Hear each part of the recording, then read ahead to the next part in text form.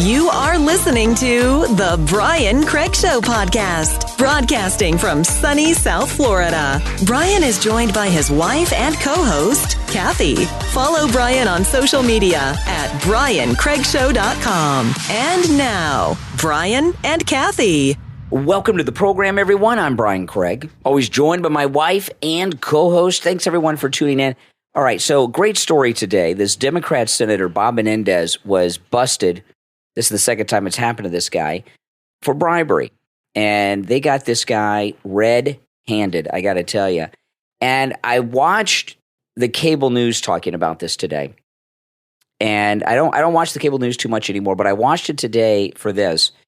And unless you knew the guy, who he was, you probably would think he was a Republican by the reporting, okay? They don't tell you he's a Democrat. They kind of leave that out, almost implying that he's a Republican. But this guy is a dirty, dirty guy. Now, I'm sure you followed the news. This is the second time this has happened. He got away with it a few years ago. He went to trial, a jury trial, on bribery charges, and there was a hung jury. So he was not acquitted, and he did it again. And this guy is one of the big Democrat never-Trumper guys. Listen to this story. This is absolutely amazing. Democratic Senator Bob Menendez, who was indicted today on international corruption charges, was a big attack dog accusing Donald Trump of being compromised by the Russian government. In February 2019, this guy, and I remember when he did this, and I remember this exact moment. I'm going to read to you what he said. I remember when he went on the floor of the Senate and said this. And I said, this guy, I remember at the time we talked about it on the show. I said, this guy he was on trial for taking bribes. He got away with it. And he has the gall, he has the nerve, he has the guts to get on the Senate floor and attack Donald Trump. One thing we know about Democrats is they like to project and deflect. Yeah. So whatever they're doing, they project it onto other people. Yeah, so listen to this. He said, this is what Menendez, who was busted today on the bribery charges, this is what he said on the floor of the Senate about President Trump in February 2019. Over the last 2 years, these are his words, I'm quoting now. Over the last 2 years, many of us have grappled with a very difficult question about our president, so about President Trump. It's a question that never before could we even imagine thinking about an American president, let alone anyone saying aloud on the floor of the Senate. I'm talking about the entirely legitimate question of whether Donald Trump could be compromised by the Russian government. He went on to say, it's more than a legitimate question. It's the natural question that comes to mind every time we learn more about the links between President Trump, his associates, and the Russian government. Menendez made a lengthy speech outlining allegations against Trump and said that the possibility of corruption by President Trump, he says, quote, keeps me up at night. This is the guy that just got busted for taking bribes today. Wow. He was indicted today on bribery charges that allege that he and his wife took bribes of cash, gold bars, a luxury car, for a range of corrupt acts, including the Democrats using his influence over foreign affairs to benefit Egypt. A search of his home turned up $100,000 in gold bars, a $480,000 stash of cash that was hidden inside of a jacket of his that says Senator Menendez on it. I thought that was beautiful. For years, forces behind the scenes have repeatedly attempted to silence my voice and dig my political grave, Menendez said today in a press release. So he's standing up against this. They got the gold and the cash. They've got text messages and everything. Since this investigation was leaked nearly a year ago, there has been an active smear campaign of anonymous sources and innuendos to create an air of impropriety where none exist. To my supporters, friends, and community at large, I ask that you recall the other times that prosecutors got it wrong and that you reserve judgment. He's talking about the time he got a hung jury. He was not acquitted. There was a hung jury. He says, I am confident that this matter will be successfully resolved once all of the facts are presented and my fellow New Jerseyans will see this for what it is. So this guy is the reason I'm happy that this came out today. We knew this guy was dirty, and I've seen him on some interviews after his hung jury and those bribery charges. He is a nasty, fearless, vindictive guy. I mean, he's, and it sounds like he has a sociopathic personality. Yeah. And when you zero empathy for other people, takes zero responsibility. He's just like Joe Biden. He's got a criminal mindset for sure. I mean, this is how criminals think. So they've got the cash. They've got these 4 gold bars. And I'll tell you about these gold bars because I know a little bit about gold bars because, we have William Youngerman on the morning show. He had 4 1 kilo gold bars. Now, right now, gold, let me look up the price of gold. Right now, as I'm speaking, gold is $1,925.20 an ounce. And a kilo, I'm not sure exactly how much a kilo is. It's 33 ounces plus, somewhere around there. I don't know the metric system. He had 4 1 kilo gold bars that were given to him. A single bar of gold that is 1 kilo, okay, in weight. A single bar. He had 4 of these. A single bar of 1 kilo gold right now at the price of gold is $63,739. He had 4. That's like $250,000 he had. Yeah. In gold. He had a lot. He had a lot. And that is a whole bunch of money. That's what it would cost you to go and buy one, a roundabout, depending on the bar, because there's different types of bars and different companies and mints manufacture the bars. But $63,700, more than they estimated today, because I guess they don't know about gold and this stuff. So I don't know how they did that. And and this is a crazy thing. Where would you go to cash a bar of gold that's worth over $63,000 without a money tree? You got to report that to the government. A guy like that would have connections, just like how they sell stolen art. There's a black market. Typically, the mafia or somebody would do that. An organization that has I'm not saying the mob, but say an organization or a country or somebody that has a lot of cash that they need to get rid of would do that. Would gladly give him $250,000 in cash off the books for the gold bar and had their money that way. Well, this guy, for something like that, it'd be easy to find someone. Yeah, I guess, kind of, you fence it. Obviously he's got those kind of connections. Yeah. So now let's go through what he's being accused of. Okay. I got the 5 major takeaways from it. Number 1, breached official duty in a way that benefited the government of Egypt. The federal indictment alleges that Democrat Senator Menendez, I added Democrat because I want people to understand, and I want to tell you how this relates to Trump in a little bit. The federal indictment alleges that Democrat Senator Menendez used his power and influence to enter into a scheme which benefited the Egyptian government. It stated that the lawmaker and his wife, he had his wife in on this, and he's only been married to this lady for like 4 or 5 years. I know she looks a little older, but they're newly married. Okay. It stated that the lawmaker and his wife accepted hundreds of thousands of dollars in bribes to seek to protect and enrich these 3 individuals that were bribing him. The bribes, the indictment continued, included cash, gold bars, home mortgage payments, compensation for no-show jobs. That's a big thing in Washington. A luxury vehicle and other things of value. Among other actions, Menendez provided sensitive U.S. government information and took other steps that secretly aided the government of Egypt. He also improperly advised and pressured an official at the United States Department of Agriculture for the purpose of protecting a business monopoly granted to one of these guys that was bribing him, and used part to fund the guy used this deal in part to fund the bribes to Menendez through his wife. I know it's pretty crazy. And he's only been together with this woman since 2018. They found cash stuffed in envelopes in his jackets.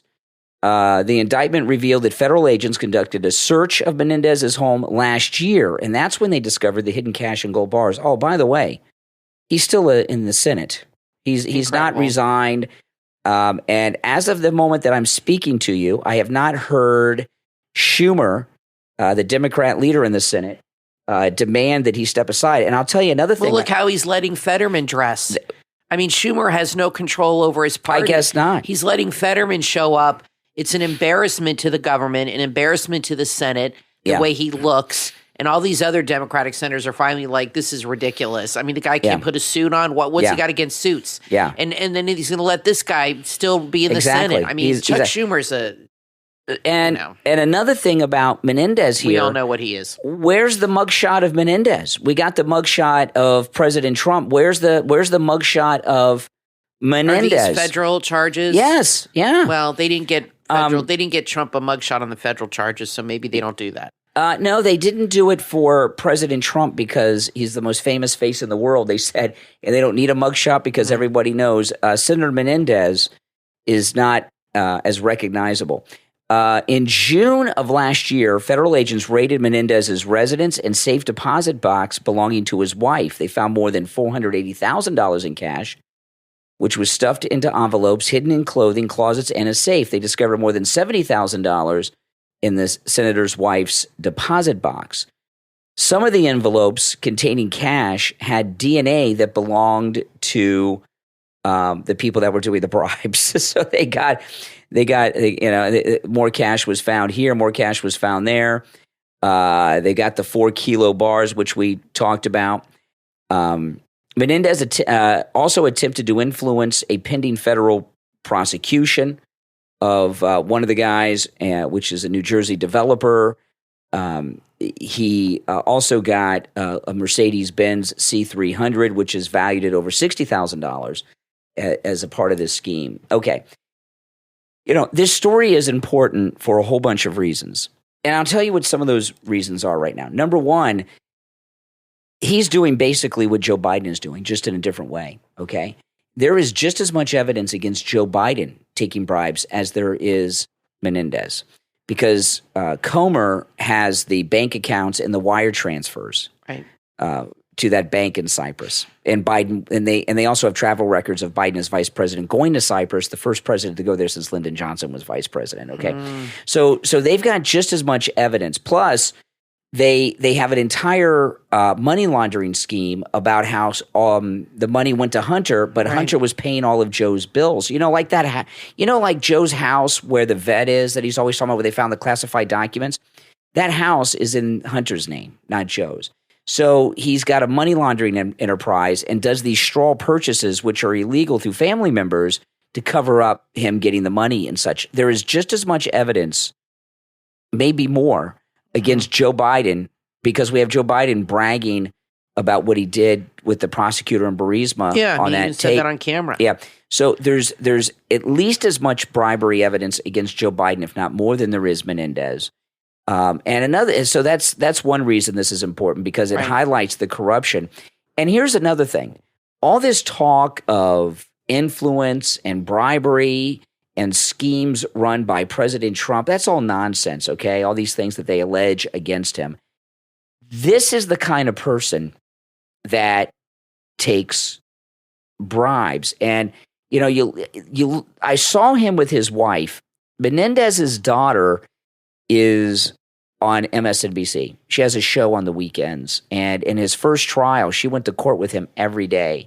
And this woman she's an older woman, his wife, Menendez, but she's not as old as he is.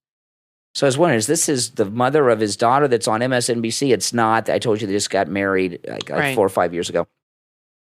And I saw her on TV, and she looks like an older woman who, when she was younger, was like a big bimbo, but she still dresses like she's 25, 30 years old. She doesn't realize she's however old she is. She's wearing the inappropriate clothes, and she's taller than him, and she's, top heavy and showing everything. And I told you when I saw this, I said to you, she looks like Stormy Daniels. Exactly. Type. Exactly. They'd run in the same circle. And, obviously this guy's a total sleazeball. We saw what happened with those allegations years ago with his first trial and all. Yeah. But this guy is, he's one of these guys that he isn't just needs money, wants money and everything else. There's a video of him online, and I tweeted an article that has this video. He proposed to his wife that was involved in his criminal scheme by singing to her in front of the Taj Mahal. And in front of a bunch of people. Yeah, tourists and stuff at the Taj Mahal. It was very bizarre. And what you got with this guy is you've got this very corrupt old man senator who is a sleaze. He's a total sleaze. He's got this bimbo wife, all right? And he's got to keep her happy in a lifestyle that goes above and beyond what a United States senator makes. You always blame the woman. I'm not blaming her. You are. You just said he's got to keep her in a lifestyle, she so was that's why he's doing it. She was doing this with him. She was charged. They have text messages of her doing it. No, but you just said he's got to keep her. Maybe he wants to be in the lifestyle.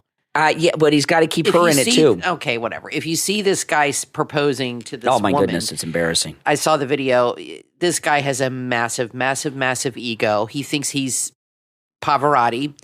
And he thinks that he's just untouchable. And so far he has been. But you could tell this guy has a huge ego. And like I said, he has a criminal mind, a sociopathic mind, narcissistic, whatever you want to call it. And I'm sure there's a lot more that's gone on with him that people don't even know about. Oh, my goodness, yes. But this is a guy who just feels he has a license to do whatever the hell he wants to do. And we'll see. Maybe he does. You know, they have these juries. And there's always going to be a Democrat on the jury. So, you know, they're not, you know how people are. They're not going to convict somebody that they feel is being politically railroaded and stuff like that that's in their party. And that's how he gets away with these things. You just need a couple people or just one person. I don't know how the system works with federal trials, but you get a hung jury, which he had before. And that's it. He moves on to the next thing. But I don't know what they can do. They got Al Franken to resign for that photograph, which was, you know, not great, but he wasn't stealing or selling out the country. This guy's not going to resign. Politicians don't do that anymore. No. What are the grounds for, I guess they can't kick him out unless he gets convicted? There can be impeachments of federal officials. He could be impeached, but they're not going to do that. They're not going to. The Democrats run the process. They're not going to do that. But, you know, the thing about Menendez, and this is so, I'm so happy this happened today, okay? Because Washington, D.C. is so corrupt. And remember, the most famous passage out of the Bible of the Democrats, Saul Alinsky's Rules for Radicals, is accuse your opponent of doing what you are doing. And that's why they keep accusing Donald Trump of being compromised and taking money. This guy's a prime example because they want to deflect off of anytime somebody, and this is just human nature, and we've all seen this in life, and maybe even we've done this sometimes to a certain degree. Anytime you see somebody who's done something they're ashamed of, they feel guilty about, or they've done something they know it's wrong, they want to deflect off of themselves. Yes. I mean, you see kids doing that. The bullies in high schools are usually deflecting off their homoerotic fantasies and things like that. There's always somebody when is accusing other people of something, it's because they want attention off of them. And I know Brian's had experience with that. I've had experience with that. Maybe we've even done that to some degree without even realizing it. It's human nature. But this is like on a whole other level. I mean, this guy is flat out lying. He's accusing Trump of things, knowing they're not true, on television that affect the government, that affect the country. It's not just about him. I mean, he's saying things, doing things that affect everybody. You know, I'm just so disheartened with the state of the country these days. It just seems like it's such a cluster F. And it's like, to me, Trump is the only bright spot, and maybe Marjorie Taylor Greene and a few people. But how can they overcome this sea of corruption that we're dealing with right now? And a lot of people are frustrated and scared because they're like, you know, what is going to happen? And there's no give. There's no give and take. There's no compromise anymore. It's just like one side against the other, just battering each other. And I feel like the government is like two divorced parents that hate each other, that fight nonstop, and we're the kids that get screwed. And you know, the thing about all of what's going on here, I saw Jonathan Turley on Fox. I went over to Fox because I want to see how they were covering this. It's okay to break the Fox ban when there's breaking news and things are happening. And this press conference was today. And Turley, who's their legal analyst over there, but we flipped around a few channels. So. Yeah, I watched everything except I did not go over to Newsmax because there wasn't a lot of new information. But anyway, Turley, what he had said was interesting. What Jonathan Turley said on Fox, he said that in Washington, they have more sophisticated ways of the pay for play, and this was very old school. So he's not, maybe that's why he did it that way. Maybe he figured nobody will pay attention because nobody follows. They're all digital now. So if we do things the old way, nobody will figure it out because they're looking for cell phones and digital footprints. Well, if you remember, you know what I mean? Maybe that was their thing. If you remember when all this spying was going on against Trump, the two couples, there was one couple and they were communicating over shortwave radio because the government intelligence agencies don't monitor shortwave radio anymore, and that's how they do. That's exactly what he was doing. If he thought if he did it electronically, like crypto or something, there would be a trail. And the thing is, they were watching him since he got that hung jury. When he got a hung jury, they didn't come back at him with those charges for whatever reason. I don't know. And they've obviously been watching and following him since then because they knew he would do it. They knew he would do it again. And he's on some intelligence committee for foreign affairs or something. And he's a senior senator, so he has access because of his committee appointments to classified information. And they should at least take him off those committees. He should be taken out of the Senate. He should be removed from the Senate. And look at the outcry that they had over George Santos, who did some weird things, no doubt, but nothing like this. And they didn't even want him in. And now you got this guy taking bribes, and he's still going to be there.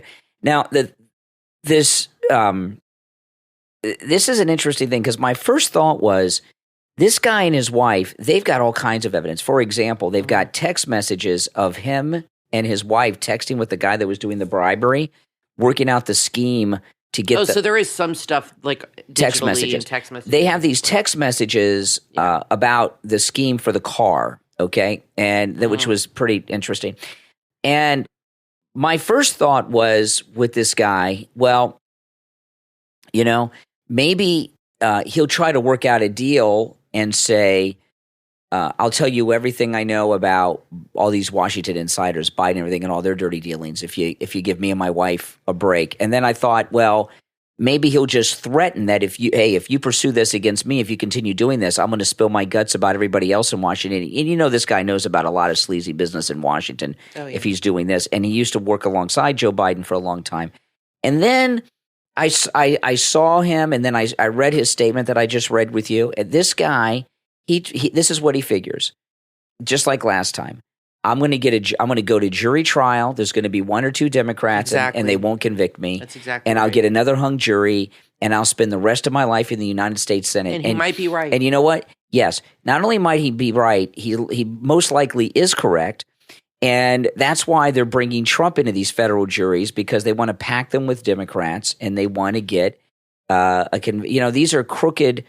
Democrats are crooked people. They think like criminals. All of them, even rank and file regular people that you see at the grocery store that are Democrats think criminal behavior is okay if it benefits Democrats. And he's going to ride this out. He's not going to make any deals. He's not going to try to make any deals. And he's going to take it to jury, and he's going to say, I'm going to get a hung jury again. And I remember when he was on trial the first time, I remember seeing him on the news walking the court. His daughter went with him every day. And he didn't have a fear in the world. Like he was facing years behind bars for Brian. He didn't have a fear in the world. And that's how he seems today. My name's Brian, always joined by my wife and co-host Kathy. We're going to take a quick break. There's a lot more to cover. Don't go anywhere.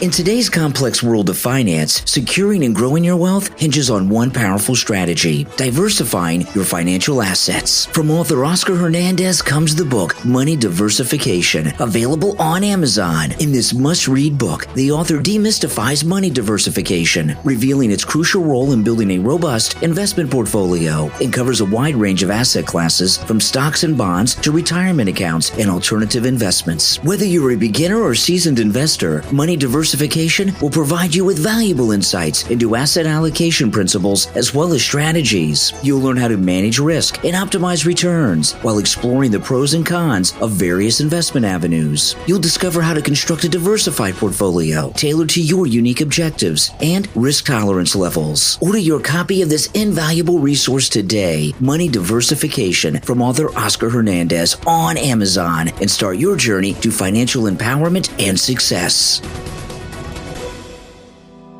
Coffee lovers, have you been on a quest for the ultimate coffee experience? Imagining that perfect cup? Your search is over thanks to Bean Crazy Coffee. With Bean Crazy Coffee, every sip will feel like a crafted journey. Bean Crazy Coffee have a wide range of handcrafted flavors. You'll journey through organic, low-acid brews and indulge in the heavenly Gordon's Caramel Roll, a tribute steeped in sentiment dedicated to the owner of Bean Crazy Coffee's father. What sets them apart is that Bean Crazy Coffee isn't just a brand, it's an experience. As a boutique roastery, they pride themselves on their artisanal small batch magic, the art of slow roasting. The process takes the organic bean and turns it into the silkiest, least acidic, most tantalizing coffee you've ever tasted. And for you decaf lovers, their decaf is full of flavor and it's all natural. Are you ready for a brew that's been passionately crafted for true coffee connoisseurs? This is the coffee you've always dreamed of. Visit beancrazy.com and elevate your coffee moments. Order your cup of perfection today. beancrazy.com. Have you stumbled upon old VHS tapes that are filled with heartwarming family memories? Where can you find a VCR to watch them? And if you did, how would you hook it up to a modern television? Don't let those memories gather dust. Introducing Our Memories in Motion, your one-stop solution for transforming those precious tapes into lasting digital treasures. They bring memories to life and make them last forever. With a commitment to excellence and unparalleled customer service, Our Memories in Motion make the transition smooth and effortless. Your cherished moments are safe with them. Are you ready to relive those good times? Visit MemorableDVD.com and get started right now. Our Memories in Motion, where past meets present. MemorableDVD.com. Imagine a world where the Cold War took an unexpected turn and secrets beyond your wildest dreams were hidden deep in the Nevada desert. From author Nathaniel Sparrow comes a thrilling new novel that you will want to add to your must-read list, Earthia Cold War, available on Amazon. Earthia Cold War takes you back to 1962, during the peak of the Cold War at the top-secret Area 51 in Nevada. Yono is a brilliant alien from Mars who accidentally crash lands on Earth. His arrival changes everything, offering the Americans a chance at greatness. But at what cost? Earthia Cold War is filled with intrigue, secrets, and dangers that will keep you guessing until the very end. What dangers are chasing after them? What incredible discoveries await them? Find out when you read Earthia Cold War from author Nathaniel Sparrow, available on Amazon in both Kindle and paperback. Get your copy today and embark on a journey to a world where the Cold War meets the unknown. Earthia Cold War, available now on Amazon. You are listening to the Brian Craig Show podcast, broadcasting from sunny South Florida. Brian is joined by his wife and co-host, Kathy. Follow Brian on social media at briancraigshow.com. And now, Brian and Kathy. Welcome back, everyone. I'm Brian, always joined by my wife and co-host, Kathy. Okay, there was this bizarre thing happened with Kari Lake today. It's still going on. Kari Lake is trending on Twitter. And what had happened is someone made a meme of Kari Lake as Wonder Woman. And it wasn't a still photograph. It was a video clip of Linda Carter's Wonder Woman from the 1970s TV series doing a whole bunch of cool stuff with Kari Lake's face superimposed over it. And it was very well done. It looked like Kari Lake. And it's been circulating all over the internet. And Linda Carter took to Twitter and attacked Kari Lake over this. Okay, and this is what and then Kari Lake responded to Wonder Woman, Linda Carter. So this meme is circulating, and the meme said MAGA woman, and it was very funny. It was her doing all the Wonder Woman stuff. And Linda Carter tweeted, "Wonder Woman represents kindness, empathy, and pursuit of truth and justice. It is a delusion to believe Kari Lake could fill those boots unless she's just dropping by a Spirit Halloween store." Okay. So Kari Lake responded and said, "Hello, Linda Carter. What an incredible surprise to see that you responded to this lighthearted meme that somebody made today. I have nothing but the utmost gratitude for you. I love the role you played as Wonder Woman. This is Kari Lake talking. As a child in the 70s, that's a little jab she took at Linda Carter. At her age. I enjoyed every single episode I had a chance to watch. And when I went to deliver my beautiful babies nearly 2 decades ago, I wore a Wonder Woman t-shirt. Becoming a mother makes you feel like a superhero. I wish you nothing but love and believe that we both love America and hope to bring our country together under the U.S. Constitution and the freedoms and liberties our founding fathers worked into that amazing document. May God bless you, and I pray one day I get to meet you. P.S. I don't plan on dressing up for Halloween this year. I'm going to be too busy trying to save America. Okay, and that's Kari Lake, and she's trending here. And it's really a sad thing about Linda Carter, okay? Linda Carter, who, those of you that were not around then, the Wonder Woman TV show was only on for a couple years. Yeah. But it's pretty iconic, and, she's pretty famous, and everybody always liked Linda Carter and everything else. And she kind of disappeared after that. But Linda Carter's Wonder Woman was on in the 70s and around the time of the bicentennial of the United States in 1976. And around that time, there was a big resurgence of American pride and greatness. And Wonder Woman was all about America. It was, in fact, in the song, it said she wore the red, white, and blue. Yep. It was all about— She fought Nazis. In the first season, she fought Nazis. Can't get more American than that. And then in the second season, it took place in the 1970s. Right. But anyway, in the comics, she was in the 40s fighting the Nazis. Yeah, in the first season, Linda Carter was fighting with the United States Army against the Nazis. Yeah. And the second season, Linda Carter was fighting with the CIA, but fighting against the Russians and other evildoers. And it was one of the most patriotic, pro-American television shows with a superhero you have ever seen. It's like Superman, Truth, Justice, and the American Way. It was, and that's why her costume is red, white, and blue, exactly. and the stars and everything else. And Kari Lake, you look at Linda Carter's view of Kari Lake, it's so bizarre. I mean, because she's a Republican, she thinks she's a Nazi. Yeah, well, that's what they Linda think. Carter, Yeah. and it's really sad. Yeah, no, that's what they think. It really is. It really is sad, and this is the thing about— I don't think there's any way to change people's minds on that. Democrats, I really don't. liberals. I don't think there's any coming back for the Democratic Party. I think that they're so radicalized. Mm-hmm. Young people, and I've said this before, they don't understand what the Democratic Party used to be like when we were growing up. It was very different. And they have become so radicalized and corrupted even some people like John Cusack, who's a liberal nut, some people are actually, they've even gone too far for him. Like, he can't even handle it. They've gotten so radical. David Foster's kids saying that Gavin Newsom's bringing socialism. I mean, they're very wealthy. So even Democrats that are usually very left-wing have had enough with things. But I don't know if the Democratic Party can ever get back to what it once was, like during Clinton even. I don't think that's like such a vague, memory. I don't think they even know what that is anymore or how to get it back. They'd have to get back a leader, a Democrat leader that can pull them, that's somebody that people really respond to, that's like a positive person that doesn't have— the Democrats? Yeah, it's somebody that doesn't have, a radical bone in their body, but is still considered Democrat and can pull the party back.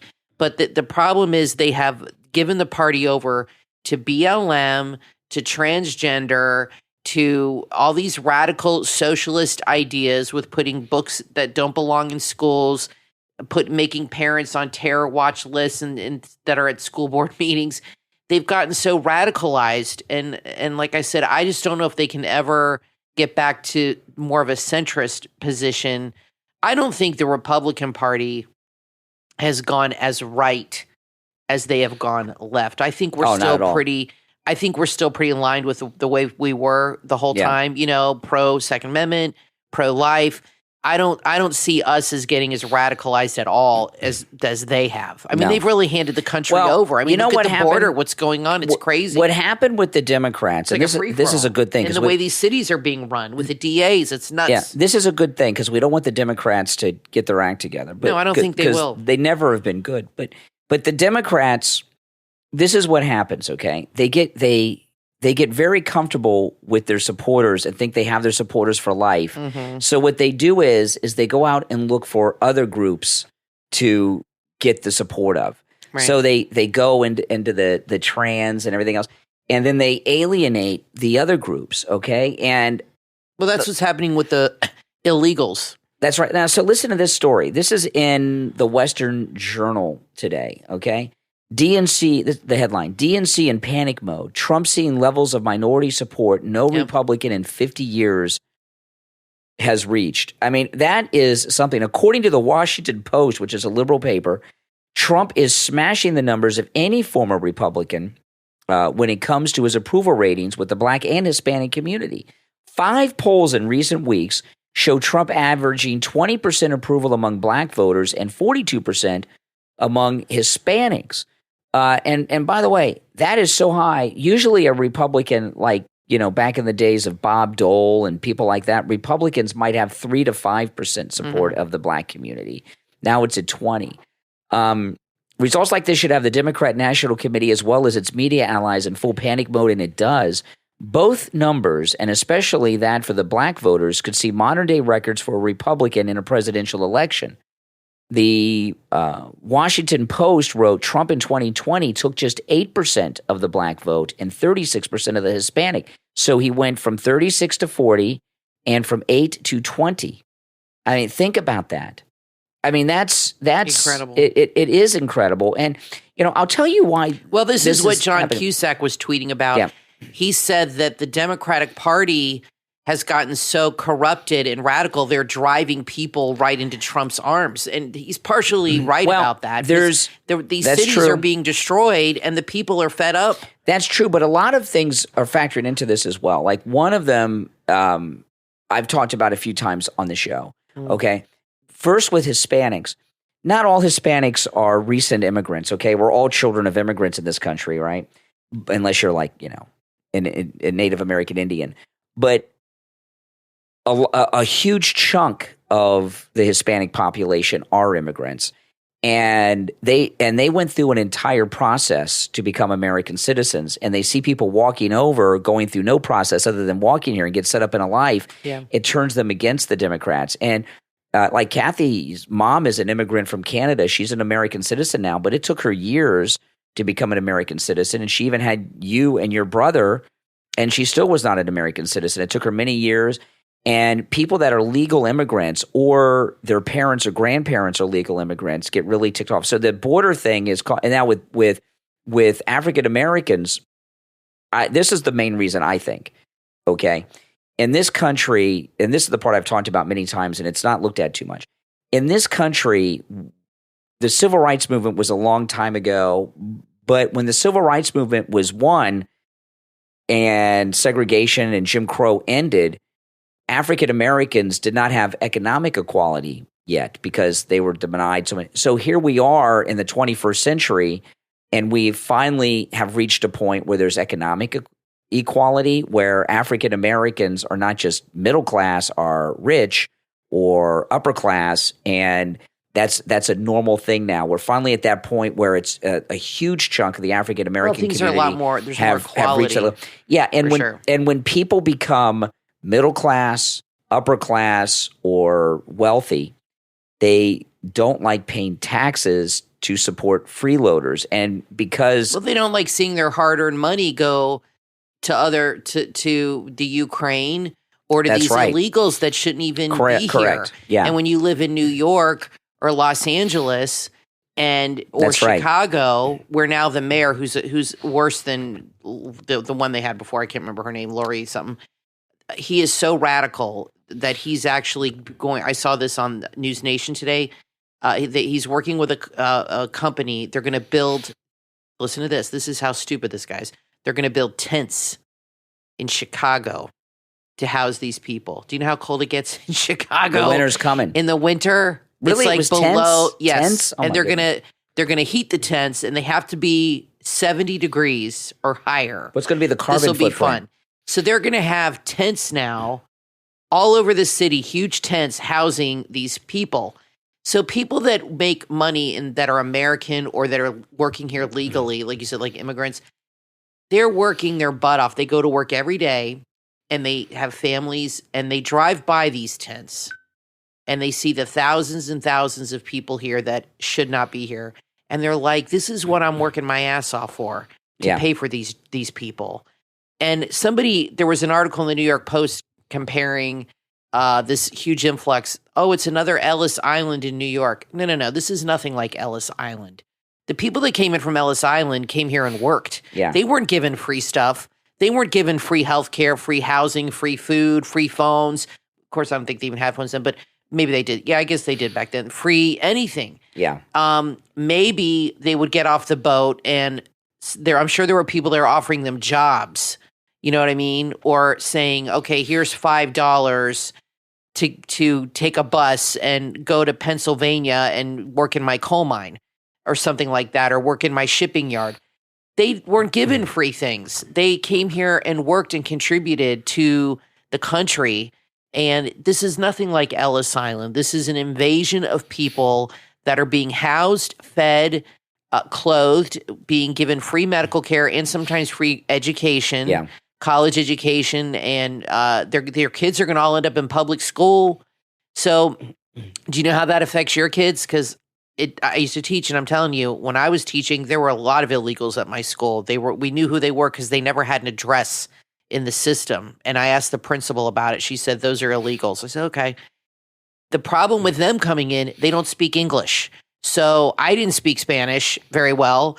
So I had to take my time out of teaching my students because the 3 or 4 illegals in my classroom, now I'm sure it's more than that, were so behind and didn't know what the hell was going on that I had to work with them and all this stuff but meanwhile the other kids were so it's a problem. Yeah. And parents and people that work, they see all their tax dollars funding this. And they're like, why am I paying for this shit when I can't even buy my own groceries for my family or send my kid to college? This is the problem. And this is what the Democratic Party has lost touch with. I don't know. There's many reasons we all can speculate why it's happening. They obviously have something in mind that they want to do. They're not letting this happen for no reason. They're getting a secondary gain out of this. But it's not going to stop. As long as Joe Biden is in that office, it is not going to stop. I can promise you. It's going to keep going, and it's only going to get worse and worse and worse. Now, I want to take a moment to thank our Patreon supporters for their support of the program. And if you'd like to support the program by becoming a patron of the program, there's a link in the episode description, and there's also a direct link on my website, briancraigshow.com. If you're a Patreon supporter, there are lots of perks and benefits. You get access to commercial-free editions of every podcast episode. And Kathy and I do post exclusive content on the Patreon page. And our top Patreon supporters get a live on-air thank you shout-out on each and every podcast episode. So the names you're going to hear now are our top Patreon supporters. I want to thank Andrew and Connie, Christine, ETW, Chuck, D, Pamela, Mike P, Rome, Wisconsin, Macho, Wesley, Nick, Rick, Carlos, Paulette, John, Arctic Fox, Heather, David, Richard, Maria in Texas, and Melissa. These are our top Patreon supporters. Thank you all for your support. So I saw this story today, and I just could not believe this story. I don't want to get too deep into it because it's a story we've heard so many times, but it involves another company. Braun Razors, okay, I guess they didn't hear about Bud Light. An ad for the shaving razor company, Braun, is taking fresh heat on social media for something they've done, and this is what they did. They have an ad featuring a trans male model that's had a double mastectomy and they have the scars on the chest to prove it. Oh my gosh. And they're shaving their beard. Someone born a woman who's transitioned into a man shaving their beard. Okay. That's correct. Okay. And I know. Conservative commentators on social media ripped the brand, a subsidiary of Procter & Gamble, this week, claiming it's celebrating, all this stuff. Okay. This is insane to me because we've seen what happened to Bud Light. Bud Light is being retired as a brand, Basically. over that. And this goes back to what we were talking about a few minutes ago. The Democrats, they take for granted their core support, and they're looking to bring in new people so they get involved with radicals who have taken over their party and pushed away.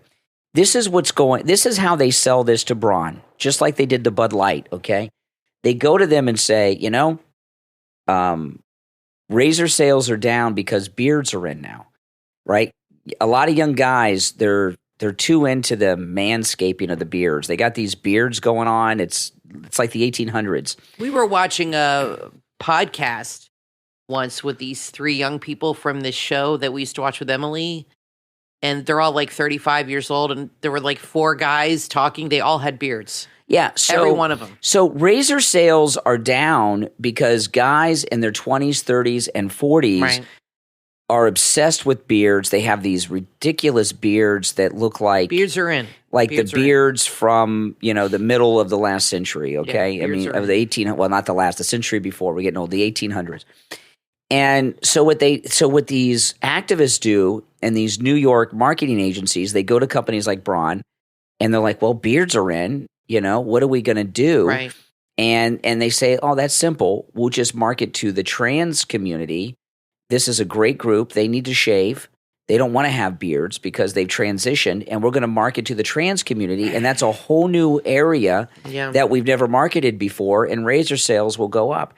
Now, instead of doing a campaign where they have a beautiful woman the way they used to do in the 80s, and a guy like just shaves and she feels his face and is like, ooh, smooth. Because beards are hot now. That was the way they used to sell the beards, was like, ooh. But I guess they're not thinking long term, or the other option for their thinking is they're so radicalized that they don't want the business of straight white males.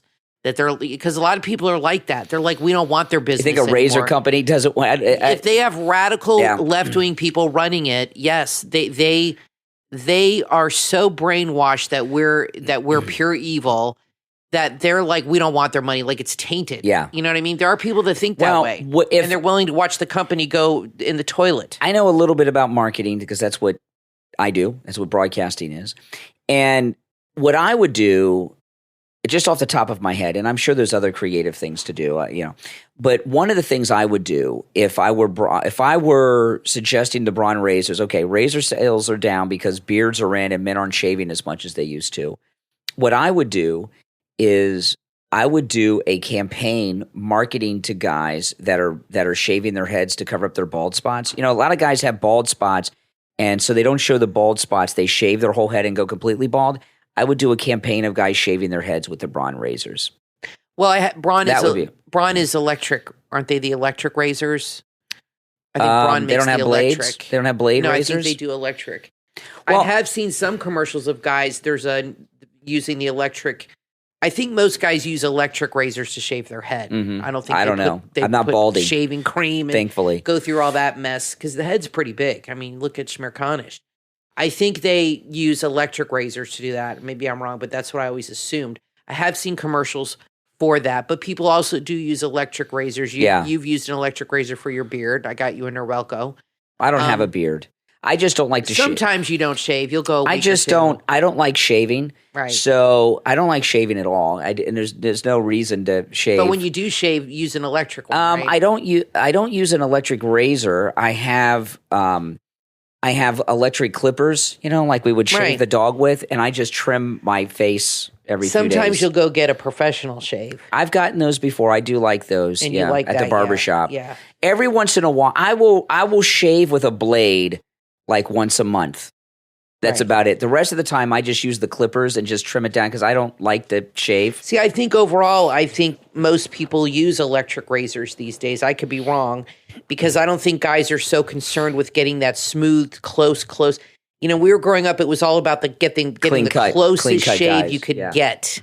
Okay, Like and I remember in college, all the guys shaved their chests. It was the closest. Yeah, it was a thing. A man could get was the yes. And now I don't think that's as much of a concern. And this is an electric razor company, but I think you're right. I think there's two factors. It's they're radicalized, and also men are growing beards and more. They're in, and they've probably lost like half their business. But how many trans women have become men? I mean, is that big of a market? I mean, honestly, what is that, a few thousand? I don't know. How many can it be? I mean, across the globe? I have no idea. How big of a market is this? It's a small market. But a thing about this, one of the things it's getting bigger, unfortunately. Yeah. One of the things I enjoy about history is when you study history, you get to see, okay, this happened, then that happened, and this caused that to happen. And when this thing happened, it made this other thing happen. And that's why things are the way they are today. It's kind of like and the beard thing, the reason beards are in is because of 9/11. And I'll tell you what I mean by that. When we were fighting in Afghanistan, the military changed regulations and allowed soldiers in the combat zones to grow beards so that so long ago. You think it's still why? No, I'm telling you how this happened. So the soldiers in combat, the war just ended in Afghanistan just over a year ago, Kathy, with the withdrawal.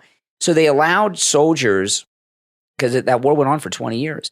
They allowed soldiers in Afghanistan to grow beards so that far away you couldn't tell them apart from Afghan soldiers, Taliban terrorists and stuff because they have beards. They're Muslims. And then the guys came home and they kept their beards. And it started a trend of beards after the war in Afghanistan started. We were in Afghanistan for 20 years, and the beard thing became the new fashion for men as a direct result of soldiers in the combat zones in Afghanistan being allowed to grow beards. In my opinion, I mean, I haven't heard anybody say that, but that's been a beard that may theory have started the trend. I don't know if I agree with that, but I think why it's continuing now is because I think young guys are just lazy as hell. Kathy, are you kidding? They're lazy. They sit at home and game all day. They don't even go to work, so they don't want to even shave. No. I'll be out and about. I'll see guys that spend more time and effort on their beards than women do on their hair. Really? Yeah. A lot of this feminization of men has turned guys into girly men. Yeah, into groomers. They're constantly grooming their beards. You mean groomers as in grooming themselves? Grooming their beards. Yeah, they got all the products. They've got That's true. They a lot of work goes into it. Manscaping. Yeah. Isn't that like, yeah, I'm not into that with guys, but a lot of guys, I think Ryan Seacrest made that popular. A lot of guys are really into they're like the Kardashians. They spend so much time on themselves. Yeah. It's like ridiculous with, like women remove hair and the men are letting the hair grow and then quaffing it. Not that I'm not trying to act like I'm, the Marlboro man here, but when I get up in the morning, I take a shower every morning. First thing when I wake, first thing I do, I take a shower. The reason I do it wakes me up. I've always done that. I am out of the shower from the time I step out of the bed, and I'm out of the shower and dressed and ready to go is 10 to 12 minutes. Yeah. And I take a quick shower. My dad calls them Marine Corps showers because I guess they didn't give him a lot of time to. No, probably not. So I take a shower quick. I do have a lot of cowlicks in my hair, so I have this Axe cream I put in my hair so my hair doesn't stick out in every direction. Just a little bit of that, and boom, and I'm done. And I don't even shave, really. No, young people today are really into products. It's because of TikTok. Because there's so many people on TikTok now that are promoting products and pushing products. I mean, I can't believe if you watch some of these makeup tutorials, and they have guys doing makeup tutorials. Come on. They have guys with beards doing makeup tutorials. Oh, my goodness. And I'm not joking, on TikTok. But the amount of product that these women put on their faces, they will do like 7 to 8 steps on their face before they even put makeup on. And then the makeup, forget about it. It has got to be an hour to an hour and a half just to do their face. And then the hair, it's insane to me. I mean, things were simpler when we were younger. When I was, in high school, I put on a little eyeliner, mascara, lip gloss. After I shower, boom, I was out the door. Anyway, what Braun is doing with the trans man advertising the razors, it'll backfire. Everything. What went with after what happened to Bud Light? when they came to them for this campaign, how did they greenlight it? Now, listen, we're going to take a quick break. There is a whole bunch more to talk about. We've only just gotten started, guys. Don't go anywhere. I'm Brian, always joined by my wife and co-host Kathy. We'll be right back after this quick break. In the heart of the storm-lashed city of Apollonia, a brewing tempest of intrigue, betrayal, and adventure unfolds. Discover a world where flock invaders march on horseback, led by a man shrouded in mystery, where the very walls that protect may also imprison. From London-based author Roz Munn comes the book Apollonia, available on Amazon. Apollonia is filled with unrest, unpredictable rulers, and the daunting quest of a last standing mage. Through the chaos, young Tyus seeks adventure, but finds himself in a saga larger than life. When you read Apollonia, you'll discover the secrets, the peril, and the unexpected alliances that emerge. This is a story where trust is scarce, but courage abounds. Apollonia, from author Roz Munn, is available on Amazon in both Kindle and paperback. Order your copy right now.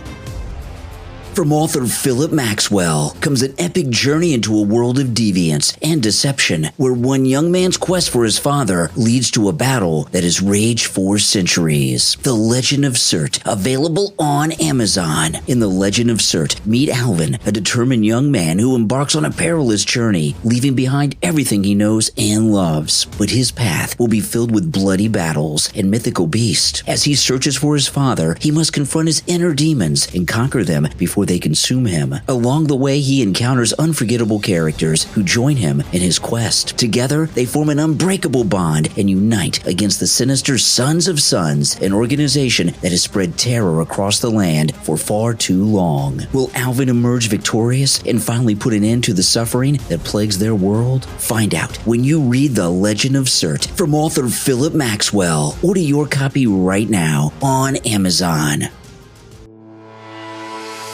The new book from author and poet Kimberly Hockaday, The Haunted Typewriter, is now available. The Haunted Typewriter is a collection of dark and creepy poems that will send shivers down your spine as you explore the mysterious and unsettling tales inside. It's a tribute to the great Edgar Allan Poe. Throughout the book, keen readers will discover subtle references to Poe's work that add an extra layer of intrigue. The Haunted Typewriter is available on Amazon in both paperback and Kindle. If you call your local Barnes & Noble store, they'll be happy to order a copy for you. Kimberly Hockaday's work has graced the pages of newspapers and literary magazines. Each poem in The Haunted Typewriter is a portal to the unknown. Journey into the macabre and order your copy today. The Haunted Typewriter from author Kimberly Hockaday is available now on Amazon or by request at your local Barnes & Noble.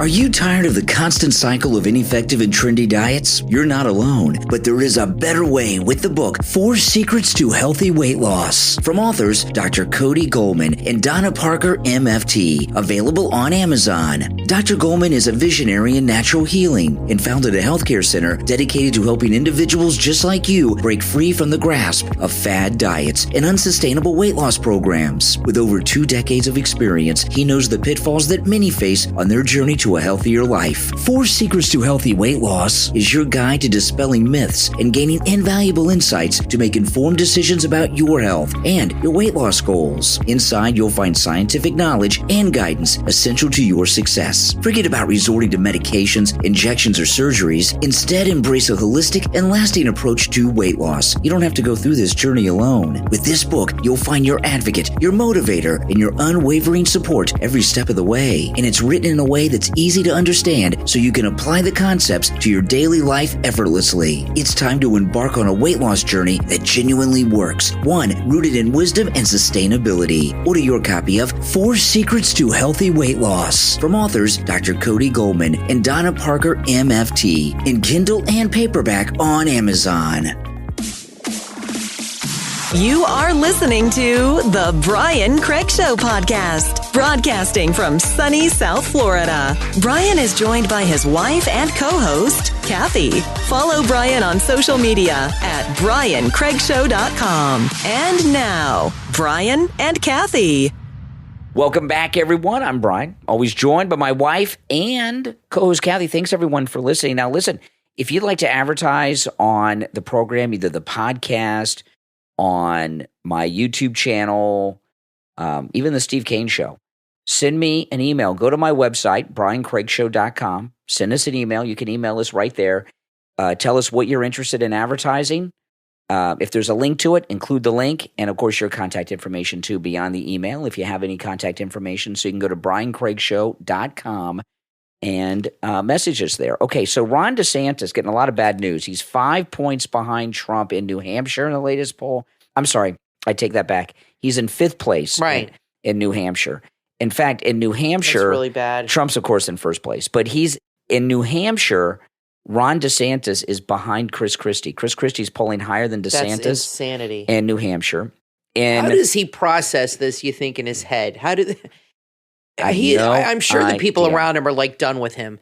But him and his wife, when they go to bed at night and they talk about this, how does he cope with this rejection? I mean, this is a massive rejection. In South Carolina, he's now in 3rd place. Oh, boy. Well, he's trending the wrong way. And, he was in 2nd place, obviously, for a long, long time.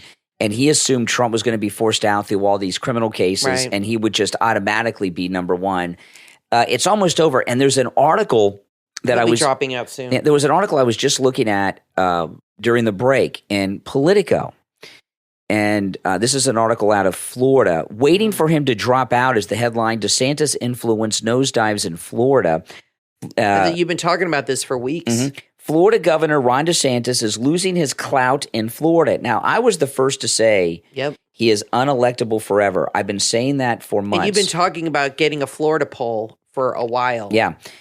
Florida Governor Ron DeSantis is losing his clout in Florida. College boards stacked with DeSantis appointees are rejecting job candidates with ties to Governor DeSantis. So he has appointed people to college boards himself. He's sending them people to hire, and they won't hire his recommended people, even though he put them on the board, because he has no juice anymore. There's got to be something going on that we don't know about that is really turning people off with this guy. I don't know. The chair of the Republican Party of Florida urged executive committee members to attend all GOP candidate events, giving cover to party faithful who want to attend a dinner at Mar-a-Lago with Donald Trump. The board that oversees many of Florida's affordable housing programs this month placed on leave its executive director, who was helped into the job by DeSantis. Interviews with nearly 24 lobbyists in Florida, political consultants, and lawmakers revealed that Ron DeSantis' struggles as a presidential candidate have already eroded his influence in Florida.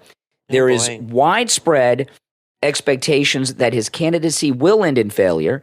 His standing at home may depend on how long he slogs forward in the presidential campaign and how he'll manage his exit from the race when he drops out.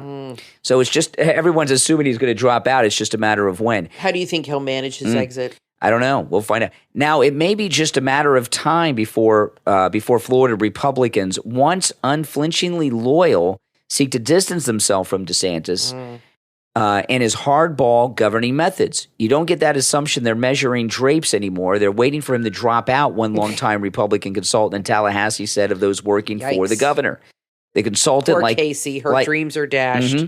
The consultant, like others quoted in the story, were granted anonymity to freely discuss the situation.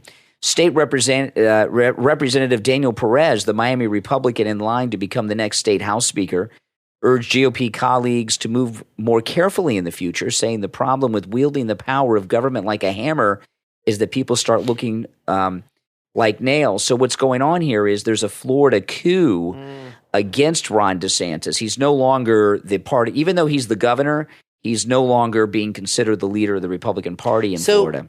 What do you think this is about? Just to cut him off at the knees and he's useless to them now. All they care about that's politics. In politics is your influence and how you can help them. He's on to the next. He's a poison person now. If you're associating with DeSantis, is happening. You're done. Yes, guilt by association. Yeah, he's done. And he's like a pariah. And whoever the next governor is going to be of Florida, it's going to be a long time before we know, because it's going to be 3 years until that's decided. Okay, because we just had our election not even a year ago for the governor. So he's not even 1 year into his second term, but it's going to be whoever Donald Trump picks to be the governor to replace him. And he just talked about Trump being a lame duck. That was, and he's now done. Those words have come back to bite him because now he's going to be a lame duck. Oh, yeah. And everything. It's got to be something that people, I think his voice, a lot of people, and you've mentioned this, around the country really didn't hear from Ron DeSantis. We heard from him every day because before he ran for president, he was doing a press conference almost every day in a different city. And he was always doing wonderful things and helping businesses and really helping the state. But now things have gone in the toilet with the high price of insurance is a huge problem here for homeowners insurance. It's a huge problem. It's on the news every day. The cost of rent and inflation, all this stuff. And he's ignoring all these things. Yeah. But it must be something that people find distasteful about him because they're not used to seeing him all the time. And when he's going to these counties in Iowa, New Hampshire, it's like these people are because he is meeting a lot of people. He said that, he said he's working the retail or whatever the hell. When he's meeting these people, there must be something about him. And I've seen a few clips of how he is with people, and he's very rude and he's very dismissive of them and says he's awkward. And they're obviously picking up on that. Yeah. And I think what's happening is he just was not who they thought he was. Yeah. He came to their state and they had him on a pedestal. And I think the Trump factor is part of it, but I think they're meeting him and they're like, wow, this guy's really unlikable. He's not what I thought he was. And they've moved on. But the Republicans and the Democrats are in trouble because they don't want either of these guys to run. The Democrats don't want Biden and the rhinos don't want Trump. They got nobody else. That's right. Really. I mean, who else Youngkin's not going to jump in. He's not stupid. And believe me, they've begged him to do it probably for the last few weeks, begging him, throwing everything at him. He's not an idiot. He knows nobody's going to beat this guy. Okay. He's the guy. They got nobody else. So what do you think is the next strategy? Mitt Romney and them are always scheming and conniving. You said this morning Trump did something where they can't mess up with the convention now. What is there? They remind me of Plankton on SpongeBob. I don't know if Brian and I are familiar with Plankton, but if you haven't seen it, he's always trying to screw over the main character. He's always got schemes and plans, and they never work. Mm-hmm. They always fail, and he's on to the next. And that's kind of what it reminds me of to use that kind of reference. Yeah. They're on to the next scheme. They're on plan X now. I mean, when are they going to finally give up? We're not. It looks like they've either run out of ideas or they're on hiatus until the campaign starts a little bit more.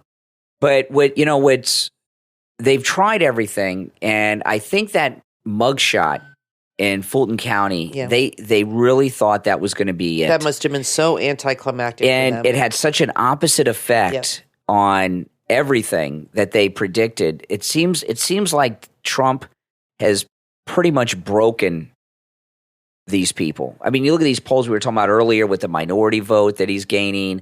How much money? I mean, look at spent and time and effort. Billions. Aren't they tired? Billions. I'd be like, you know what? I'm just done. I mean, let's just forget it. Look at and figure something out in 4 years. I mean, it's crazy. Look at Ramaswamy. He's burned out now. He's gone. Yeah. Oh, I do want to mention something though. But before I do, I want to tell you guys it's Christmas shopping season now, right? I know we're in the towards the end of September, but we're already doing Christmas shopping. There's no better place to do your Christmas shopping than mypillow.com. You can save huge with our promo code Kane at checkout, Kane. I just checked here just a moment ago because this special will end without notice. The MyPillow Mattress Topper 2.0, this is a major upgrade on the original mattress topper. It has the temperature regulating technology for your body like the new pillows do. So it does for your whole body what the MyPillow 2.0 does, regulates your entire body temperature. Plus, it turns your whole mattress into a big MyPillow. It's beautiful. We have 3 of these. In fact, our daughter's coming to visit for a week over the weekend. She's coming, and we got to get her bed ready with her MyPillow Mattress Topper 2.0. And my mother is going to California to visit our daughter, and my mother's going to stay with her for a week, and our daughter has just an apartment, and she's got a sleeper sofa. Yeah. And I was telling, my mom was a little worried about the sleeper sofa, and I said, Mom, we got her the MyPillow Mattress Topper no worries 2.0 for the sleeper sofa. And she's like, really? I said, yeah. She's got the pillows. Yeah, she's got the MyPillow, so you're going to be set. Now, the MyPillow Mattress Topper 2.0 is 50% off with our promo code Kane at checkout, Kane. It's a great gift for yourself. Now, listen, it makes a great Christmas gift. And it comes in a box that's perfect for wrapping. As you'll see, if you've already gotten a mattress topper, you know how they come. But if you have it, you'll say, wow, this is perfect for wrapping. But also, like we do, it's a great thing to have on your guest bed. This time of year, people come to stay. And, if they sleep on the MyPillow mattress topper 2.0 on your guest bed, they're going to have a great experience. You don't want your guest staying with you and then telling everybody how awful your bed was and how they got no sleep. No matter how much fun you have, they'll be like Elaine in Seinfeld when she slept on that bed in the sofa and her back she was in traction. Yeah. No matter how much fun you guys that they have, if they can't sleep, that's what they're going to remember. And that's what they'll tell everybody. The bed was awful. Oh, yeah, their bed was so uncomfortable. But if you get the MyPillow mattress topper 2.0 for your guest bed, it's a good decision. They'll love you. So again, it's 50% off with our promo code Kane at checkout, Kane at mypillow.com. And remember, you can use our promo code for all the specials there, not just the ones that we talk about. Okay, so lastly, though, I want to talk about a big deal is being made that Rupert Murdoch is stepping down running Fox, and his son's going to take it over. And what will the future of Fox be? It's going to get worse, okay? Fox is done. It is really unwatchable. I haven't, I used to watch Outnumbered every day, and I never watched The Five after Eric Bolling left. I just can't stand Dana Perino. I just hate her guts. I can't stand her. But I did like Outnumbered, even though Emily Campagno annoys me so much. But I still like that show. And I stopped watching it. That's it. Once they fired Tucker and all that. But once in a while, like you said, if there's something in the news, I'll put it on, go flip through the news, because I still like to see what's going on. I miss watching the news. It's hard. It's hard to give up. And the times I do put Fox on, I literally have it on 5 minutes. It is unwatchable. Mm-hmm. It is so boring now. And what's happened is what I said would happen. After the debate, when Trump didn't show up, they have gone on a full Trump boycott. They don't even mention his name hard at all. The times I've seen it, they never talk about him. They act like he just doesn't exist. And that's how it's been. And I think media has changed so much since Trump that people's expectations, including mine, have changed. And now the news is back to being boring like it used to be for me. Mm-hmm. When Trump made it exciting and interesting. Well, and now you it's know what like, it is? Listen, is that bad? This is the last presidential election with the cable news having any influence over anything. It's over. It's done. They don't even have influence over this one. I mean, CNN's ratings are so bad. When there's breaking news like this thing with the bribery with the senator today, I'll turn on the TV news. Right. But that's it. But the problem for me with the TV news isn't the bias, because there's always been liberal bias in the media. The TV news is too slow for me. I get my news online. I've doing that for like everybody else, and you can get what you want and you get it fast. The news is too slow, and they drag things out, and they'll talk about something for 45 minutes about something. They go, bring in this guest, let's bring in that guest, let's bring in another guest. And they really drag it out because they're really limiting, at least on Fox, they're limiting what they're going to talk about because they're not going to talk about anything with Trump. And so that's really because he's so in the news, unless something really crazy happened, like he got impeached arrested again or something. But they've really boycotted him. And all they talk about whenever I flip on is the border, which is important, and crime. That's it. Those are their two favorite topics. And that's all they discuss 24/7. The news, the future of news are people like us, the new media, the digital media. That's it. It's independent. We're all freelancers, right? We're freelancers in the media, right? We don't work for a big media empire. I know there's some big things like the Daily Wire and such, but the future are people like us and Megyn Kelly and Tucker. Steve Turley, Tucker Carlson. Tucker Carlson interviewed Ken Paxton. I've not finished watching that interview. Yeah, it's good. I started watching it. It's very, very good. And Tucker Carlson's new show that he's doing on Twitter that show's becoming the show of record where all the big people want to go and be interviewed. And they give a lot of information.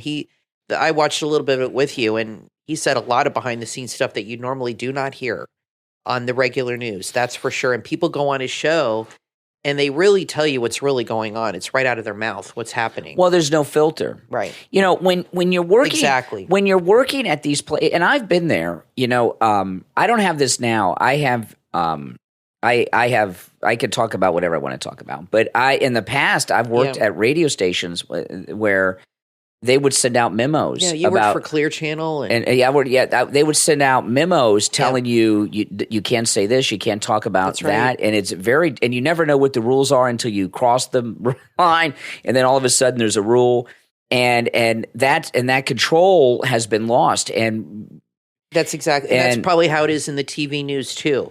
They have a list of things they cannot discuss, and probably a lot of times these personalities on TV get off camera and they get reprimanded regularly. You don't say that again. You can't say that. You can't say that. Look at Melissa Francis.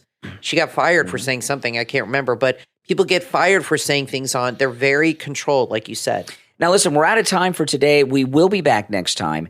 And remember, if you're listening on YouTube, make sure that you subscribe to the YouTube channel. If you're listening on one of the podcast platforms, make sure that you follow on whatever podcast platform you were listening to, so the podcast will pop up on your device. And for those of you that are listening on different devices, you know, we had our 10th anniversary the other day of the podcast. And 11th anniversary. Yeah, that's right. The 11th. I've lost track. The 11th anniversary of the Brian Craig Show podcast. We are on all podcast platforms. So when you're driving or doing work around the house or cleaning the house, doing something, you can listen to us on every podcast platform in existence. We're even on Audible, where the books go. We're on Audible where the books are, and that's pretty cool. So there's no excuse. That's right. You can listen to us on all. Just search for the Brian Craig Show podcast, okay? And you can binge. There's 11 years of shows there you can binge on. Revisit some fun moments in politics in the last few years. I think it'd be fun to go back and listen to when Trump was first running. And all the things we talked about and relive all of that would be kind of exciting. Absolutely. Well, listen, guys, thanks for tuning in. I'm Brian Craig, always joined by my wife and co-host Kathy. We'll talk to you next time.